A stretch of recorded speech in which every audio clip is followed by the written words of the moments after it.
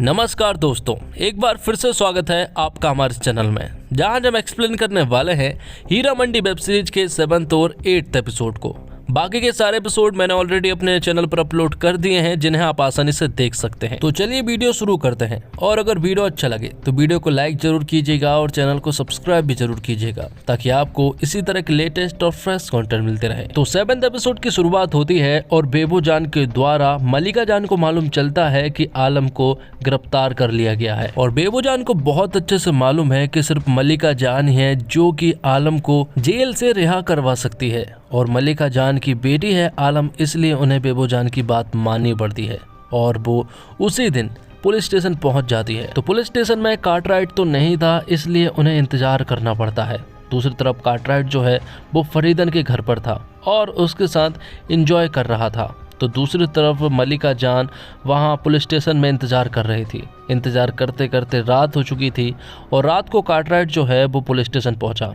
यहाँ पर डायरेक्ट मलिका जान जो है वो आलम को छुड़ाने की बात करने लगती है। तब कार्टराइट कहता है कि आलम के ऊपर बागी होने का आरोप है और इसलिए उसे सजा दी जा रही है। लेकिन यहाँ पर मलिका जान कहती है कि हम हमारी बेटी को छुड़ाने के लिए कुछ भी कर सकते हैं। तो कार्टराइट मलिका जान को गाना गाने के लिए कहता है। मलिका जान गाना गाने लगती है। तब कार्टराइट मलिका जान को गाना गाते हुए डांस करने को कहता है। मलिका जान ये भी मान जाती है, लेकिन हद तो तब हो जाती है जब कार्टराइट मलिका जान को कपड़े उतार कर डांस करने के लिए कहता है। लेकिन अब हद हो चुकी थी, लेकिन मलिका जान मजबूर थी। उसे मालूम है कि ये लोग उसके साथ क्या करना चाहते हैं, और यहाँ पर मलिका जान अपने आप को उनकी तरफ पूरी तरह से समर्पित कर देती है। और फिर सभी लोग मिलकर मलिका जान के साथ इंटीमेट होते हैं, क्योंकि इस वक्त आलम को छुड़ाना बहुत जरूरी है और वो आलम के लिए कुछ भी कर सकती थी।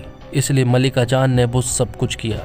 जिसके बाद हम कार्टराइट को देखते हैं, जो कि फरीदन के पास आता है और वो उससे कहता है कि हमने मलिका जान को अच्छे से सबक सिखा दिया है। और वो सारी बातें सुनने के बाद फरीदन को अंदर ही अंदर बहुत ज़्यादा दुख हुआ, क्योंकि वो चाहती तो है कि मलिका जान को वो बर्बाद करे, लेकिन इस तरह से नहीं कि उनकी चरित्र और रूह दोनों ही वो खराब कर दे। इसलिए फरीदन को बहुत दुख हो रहा था और वो बहुत ज़्यादा रो भी रही थी। आगे हम देखते हैं कि मलिका जान ने जो कुछ किया था उस वजह से अंग्रेजों ने आलम को रिहा कर दिया था। लेकिन इन सब की वजह से मलिका जान की हालत जो है वो बहुत ज़्यादा खराब हो चुकी थी। अब आगे आलम जो है वो बेबो जान को बताती है कि वो प्रेग्नेंट है और उसके पेट में ताजदार का बच्चा पल रहा है। और यहाँ पर आलम बेबो जान से कहती है कि वो इस बच्चे को दुनिया में लाना चाहती है और अपने बच्चे को बताना चाहती है कि उसका पिता कौन है। अब ताजदार जो है वो बेबो जान से मिलता है और यहाँ पर बेबो जान ताजदार को बताती है कि आलम जो है वो प्रेग्नेंट है और जो तुमने आलम के साथ बेवफाई की है वो बहुत ज़्यादा गलत की है। और साथ ही वो उसे ये भी बता देती है कि वो उसे कभी माफ़ नहीं करने वाली। ताजदार उससे कहता है कि मैंने मुल्क को चुना और वो मुल्क के लिए कुछ भी कर सकता है। तो बेबो जान कहती है कि अगर तुमने मुल्क को चुना तो फिर तुम खुद को ही जेल जाना चाहिए था, तुमने आलम को क्यों पहुंचवाया। सारी बातें सुनने के बाद ताजदार जो है वो अपने पिता के पास जाता है और अपने पिता से कहता है कि वो आलम के साथ निकाह करना चाहता है। और ये बात जो है वो आलम के पिता तो नहीं मानते हैं, लेकिन उसकी दादी कहती है कि ये निकाह जरूर होकर रहेगा और वही करवाएगी। तो अब ताजदार और उसकी दादी जो है वो मलिका जान के पास आलम का हाथ मांगने के लिए जाते हैं, लेकिन यहाँ पर मलिका जान तो उन्हें बेइज्जत कर रही थी। लेकिन आखिर में मलिका जान आलम के लिए मान जाती है और दोनों को निकाह के लिए मंजूरी दे देती है। लेकिन ये साथ में वो ये भी कहती है कि रात को 10 बजे से पहले अगर ताजदार बारात ले आता है तो आलम जो है वो उसकी हो जाएगी, वरना उसी दिन से आलम मुजरे पर बैठेगी। तो ये सारी शर्त ताजदार को कबूल थी। जिसके बाद बेबो जान जो है वो पहला कार्ड फरीदन को देने के लिए जाती है, जहाँ पर कि बेबो जान कहती है कि भले ही आप हमारे दुश्मन हो, लेकिन ताज और आलम को इसकी हवा तो आपने ही दी थी, इसलिए पहला शादी का कार्ड आपको ही बनता है। और यहाँ पर फरीदन सचमुच ही उन दोनों की निकाह से खुश थी। लेकिन एक इंसान था जो कि इस निकाह से बिल्कुल भी खुश नहीं था, और वो था ताज का पिता। वो अपनी मम्मी से कहता है कि मैं इस शादी को नहीं होने दूंगा और मैं इस शादी के पूरी तरह से खिलाफ हूँ और वो इससे तोड़वाने के लिए कुछ भी कर सकता है। और वो तुरंत ही कार्टराइट के पास कॉल करता है और उन्हें कुछ ऐसी इन्फॉर्मेशन दे देता है जिससे कि उन दोनों की शादी टूट सकती है। तो अब आलम और ताज की आज शादी होने वाली है, जिस वजह से घर के सभी लोग बहुत ज्यादा खुश हैं और बेबोजान भी बहुत ही ज्यादा खुश थे। हीरा मंडी में पहली बार किसी की शादी होने वाली थी, आलम भी जिस वजह से बहुत खुश थी और दूसरी तरफ ताज और उसकी दादी भी बहुत खुश थी। वो लोग आज रात ही बारात ले जाने वाले हैं। जब वो यहाँ से निकल ही रहे होते हैं कि तब यहाँ पर पुलिस वाले आ जाते हैं और कार्टराइट यहाँ पर ताज से कहता है कि हमें आपको अरेस्ट करना होगा क्योंकि बागी बनने के जुर्म में हम तुम्हें अरेस्ट करना चाहते हैं। और इन सब के पीछे हाथ था कोई और नहीं बल्कि ताज के पिता का। सारी इन्फॉर्मेशन ताज के पिता ने ही दी थी। यहाँ पर ताज जो है वो उनके सामने भीख मांगता है कि उसे 10:30 बजे का टाइम दे दिया जाए, लेकिन यहाँ पर उसकी कोई भी बात नहीं सुनी जाती है और उसके पिता ही उसे अरेस्ट करवा देते हैं, जिस वजह से यहाँ पर ताजदार को जेल हो जाती है और वो बारात लेकर नहीं जा पाता है। ये बात जब मलिका जान को मालूम चलती है तो वो तुरंत ही अपनी बेटी आलम को बताते हैं कि तुम्हारे सोहर ताजदार जो है वो बारात लेकर नहीं आ रहे हैं, इसलिए अब तुम्हें मुजरे पर बैठना होगा और उसे भूलना भी होगा। यहाँ पर फरीदन जो है वो खुशी खुशी निकाह के लिए आ रही होती है, लेकिन तभी बीच में ही उस्ताद जी मिलते हैं और उन्हें बताते हैं कि ताजदार को कार्टराइट ने अरेस्ट कर लिया है और अब उसे जेल भी ले जाया गया है। वो लोग उसे बुरी तरह से मार रहे हैं। ये सुनने के बाद फरीदन पूरी तरह से गुस्से में जेल पहुंचती है। वो वहाँ पर कार्टराइट से मिलती है और कहती है कि ताजदार का आज निकाह है, इसलिए आज उसे रिहा कर दिया जाए। यहाँ पर कार्टराइट कहता है कि अगर ताजदार उसके साथी के सामने बता दे तो हम उसे रिहा कर देंगे, लेकिन ताजदार तो यहाँ पर कुछ भी नहीं बताता है और उसके मुंह से सिर्फ और सिर्फ इंकलाब जिंदाबाद के नारे निकल रहे थे, जिस वजह से वो लोग उसके सर पर वार करते हैं और यहाँ पर ताजदार की मौत हो जाती है। दूसरी तरफ आलम जो है वो हीरा मंडी में मुजरा कर रही होती है। तभी फरीदन यहाँ पर आती है। वो बेबोजान को बताती है कि ताजदार का इंतकाल हो गया है। ये सुनने के बाद तो वो दोनों पूरी तरह से शॉक्ड हो गई थी। बेबोजान ये बात आलम को बताती है और आलम भी पूरी तरह से हैरान रह चुकी थी।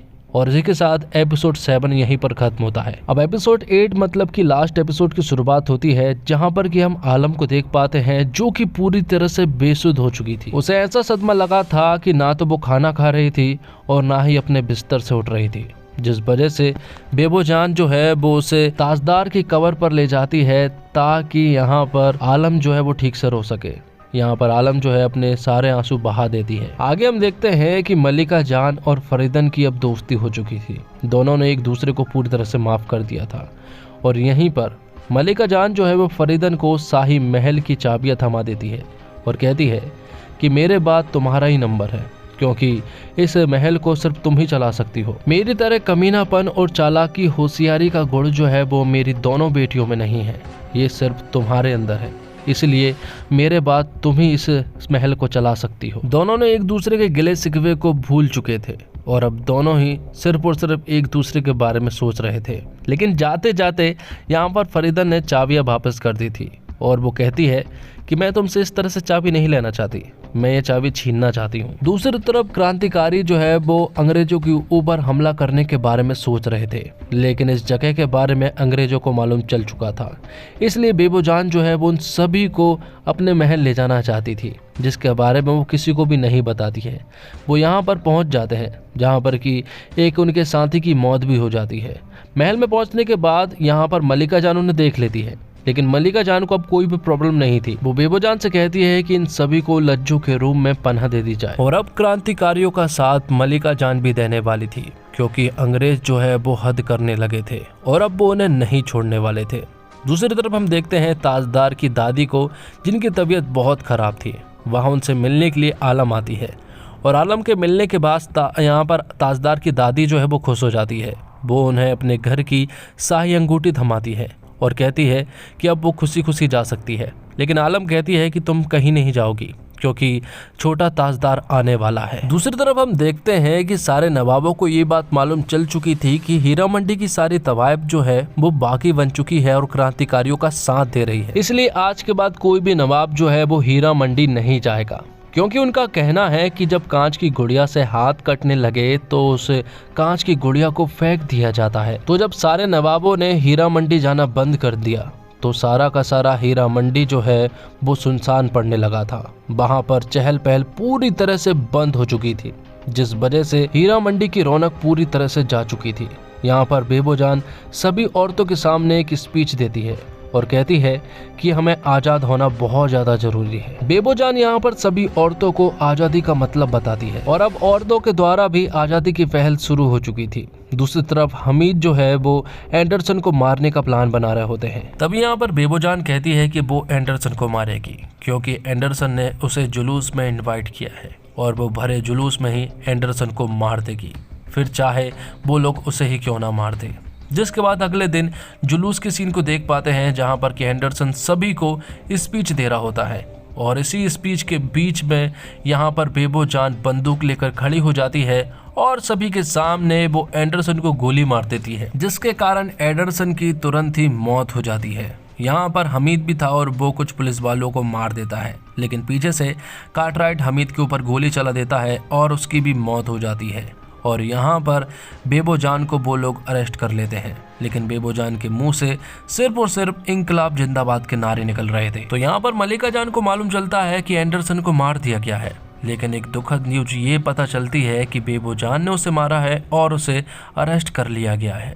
वो सभी लोग जेल में बेबोजान को खूब ज़्यादा टॉर्चर करते हैं।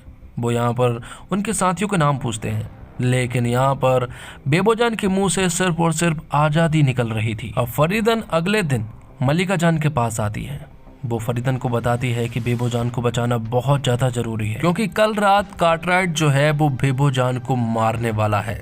जिसके बाद उस्ताद जी जो है वो आलम के पास आते हैं और वो उससे कहते हैं कि मैंने तुम्हारे लिए एक बहुत अच्छा ऑफर लेकर आया हूँ। दरअसल मैं कार्टराइट आज रात तुम्हें सोने के लिए बुला रहा है और यहाँ पर उस्ताद जी उससे कहते हैं कि यही अच्छा मौका है कि कार्टराइट को कोई मार सके और वो तुम ही हो जो कि कार्टराइट को आज रात गोली मारकर मार सकती हो, जिसके लिए आलम भी मान जाती है। दूसरी तरफ बेबोजान को बुरी तरह से मारा जा रहा था और कार्टराइट जो है वो आज रात बेबोजान को जान से मारने वाला था। लेकिन दूसरी तरफ हम देखते हैं कि हीरा मंडी में एक बहुत बड़ा जुलूस निकलता है रात के समय पर, जब यहाँ पर बेबोजान को पुलिस वाले मारने वाले थे। सारी औरतें मिलकर जुलूस निकालती हैं और यहाँ पर आलम और उस्ताद जी जो हैं वो कार्टराइट के पास पहुँचते हैं, जहाँ पर कि कार्टराइट जो है वो आलम के साथ सोने वाला था। तो वहीं दूसरी तरफ सारी औरतें मिलकर आगे बढ़ रही थी। पुलिस वाले उन्हें रोकने की कोशिश भी कर रहे थे और वो उन्हें मार भी रहे थे, लेकिन पुलिस वाले भी आकर उन्हें कब तक मारते, क्योंकि आखिर वो थे तो इंडियन ही, इसलिए वो उन्हें नहीं रोक पाते हैं और फिर सारा का सारा जुलूस जो है वो आगे बढ़ने लगता है। दूसरी तरफ हम देखते हैं कि जुलूस जो है वो पुलिस स्टेशन की दीवार तक पहुंच चुका था और यहाँ पर आलम जो है वो कार्टराइट के साथ थी। तो वहीं यहाँ पर बेबोजान को अब पुलिस वाले मारने वाले थे, तो बेबोजान के ऊपर गोलियां चला दी जाती है और उसे यहाँ पर जान से मार दिया जाता है। तो दूसरी तरफ आलम ने कार्टराइट को जान से मार दिया था। एक तरफ तो बेबोजान को मार दिया था, तो दूसरी तरफ सारी औरतों ने यहाँ पर आज़ादी की पहल शुरू कर दी थी। और इसी के साथ एपिसोड 8 भी यहीं पर खत्म होता है। तो दोस्तों उम्मीद करता हूँ आपको वीडियो पसंद आई होगी। वीडियो पसंद आई हो तो वीडियो को लाइक जरूर कीजिएगा। इसी तरह के वीडियोस पाने के लिए आप हमारे इस चैनल को सब्सक्राइब भी कीजिएगा, ताकि आपको इसी तरह के लेटेस्ट और फ्रेश कंटेंट मिलते रहे। मिलते हैं और कमाल की वीडियो के साथ, तब तक के लिए आप हमारे चैनल के साथ बने रहिए। धन्यवाद। जय हिंद, जय भारत, जय श्री राम।